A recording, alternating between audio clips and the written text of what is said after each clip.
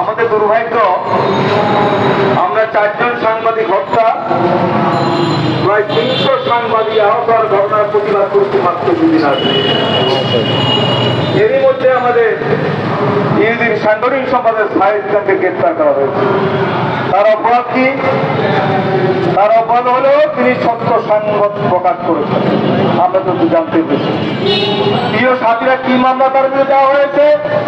তিনি নাকি মিরপুর 10 নম্বর গোল চক্করে গিয়ে মেট্রো রেল ভাঙচুর করেছে। বলেন, সাহিদ খানের বাসা হলো আপনার মগবাজার বেলি রোডে, সেই প্রেস ক্লাব কেন্দ্রিক সে সাংবাদিকতা করে। আর মেট্রো রেল কোথায়? আর সেখানে ভাঙচুর করতে যাবে। তার তো ভাঙচুর করার কাজ না, কারণ লেখা কাজ। কেউ ভাঙচুর করলে সেই ঘটনাকে সে তুলে ধরবে, এটাই হলো তার কাজ। আজকাল অনেক কিছু তৈরি হয়েছে। আজকাল এক শ্রেণী আওয়ামী লীগের, যুবলীগের, ছাত্রলীগের নেতা কর্মীরা মহল্লায় মহল্লায় বিড়ি পরিচয় দিয়ে বিভিন্ন লোকের কাছে চাঁদা দাবি করছে যে টাকা দেন, নাইলে আপনার নাম দিয়ে দিচ্ছি। কি কারণে? আপনাকে চাইলে গ্রেফতার করবে না, টাকা দিলে আপনার নাম দিয়ে দিচ্ছি, না হলে কিন্তু আপনি গ্রেফতার হয়ে যাবেন। আমার কাছে অসংখ্যটা নিপুণ আসছে এরকম বিভিন্ন মহলায় এইভাবে ওনার সোনার ছেলেরা টাকা দাবি করতেছে, টাকা চাইতেছে, না হলে নাম দিয়ে দিবে, যাতে গ্রেফতার। আর কথা তো সত্য, যেভাবে গণগ্রেফতার করা হচ্ছে, যেভাবে গণগ্রেফতার করা হচ্ছে, তাতে তো আপনার একথাই ঠিক যে টাকা পয়সা না দিলে তো সবাই গ্রেফতার হয়ে যাবে। কত লোককে গ্রেফতার করবেন? 18 কোটি মানুষকে তো গ্রেফতার করতে পারবেন না। 18 কোটি মানুষকে যদি গ্রেফতার করতে না পারেন, তাহলে গ্রেফতারের নাটকটা বন্ধ করেন, মেহরবানি করে। এই ইন্টারনেট, হোয়াটসঅ্যাপ থেকে শুরু করে বিভিন্ন এগুলি চালু করে মানুষকে ঘরটা জানতে দিয়ে আপনি কতদিন নামা দিয়ে রাখবেন? এইভাবে সভ্যতে চলতে পারে না। পৃথিবী যে জায়গায় চলে গেছে, পৃথিবীর এমন কোন দেশের নজির নাই।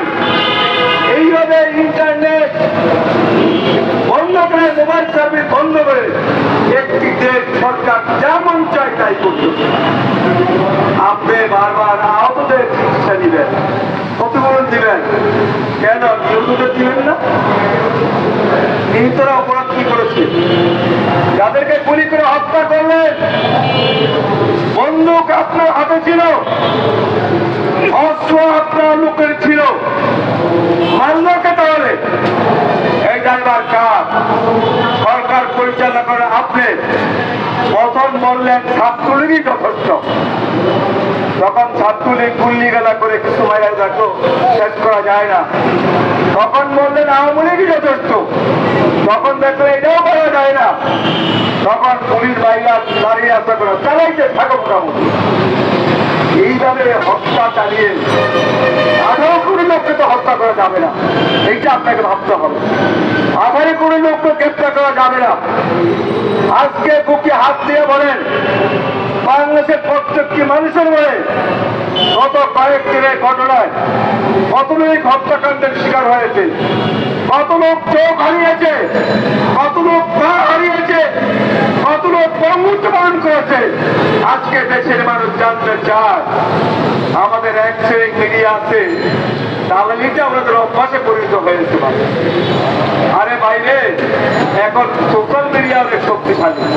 আপনি দালালি করে এক জায়গায় খুশি করতে পারবেন, কিন্তু সারা দেশের মানুষকে আপনি খুশি করতে পারবেন।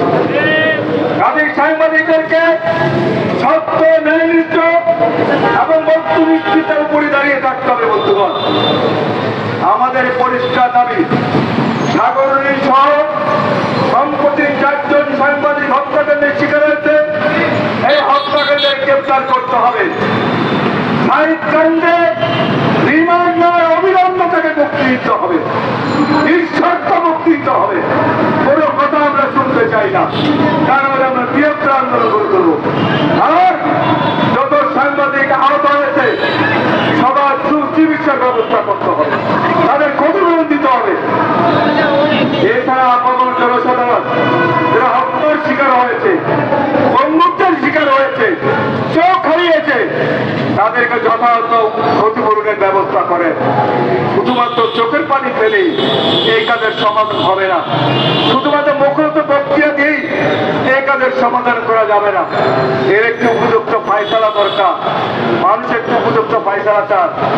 আজকে তাই পরিষ্কার বুঝে না, সাংবাদিকরা সত্য, ন্যায়নিষ্ঠ এবং বস্তুনিষ্ঠ সংবাদ প্রকাশের ক্ষেত্রে পিছপা হবে না।